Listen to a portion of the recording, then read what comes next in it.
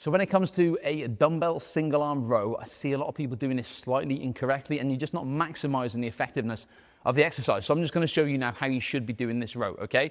So we've got a flat bench here. Now what you're going to do is you're going to put your non-working hand on the bench here. So obviously we're going to be working the right arm now. Your knee is going to be on the bench and your standing foot is going to be slightly wide, okay? The reason I do this is to give myself plenty of room. If you bring it in too close, you can't give yourself the room to work with. Nice and wide there. You're going to grab your dumbbell. Now what most people do is they hold the dumbbell and it's directly below your shoulder, which it should be, but they just pull it directly up to their chest like this. Now what this is doing, this is just going to be working the back of your shoulder. So your posterior delts here, we want to work the lat, okay, the big muscle along here. So in order to do so, instead of having that dumbbell and bringing it up to the chest like so, we're going to imagine there's a piece of string on the back of your elbow and somebody is pulling that to the back of the room.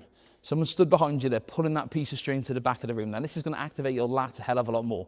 So if I show you with the dumbbell now, it starts directly below your shoulder, piece of string on the elbow, pulling it towards the back of the room, okay? So almost pulling that dumbbell in towards your hip is what we want to be looking at, keeping your spine nice and neutral and controlling the dumbbell. What a lot of people do as well is that instead of controlling it, they start thrashing it around like this. If it's too heavy for them, they start thrashing it around. If it's too light, all we want to do is squeeze, control, hold it for 1 second at the top, control it back down, back to the starting position. Piece of string on the elbow, so that's getting pulled towards the back of the room.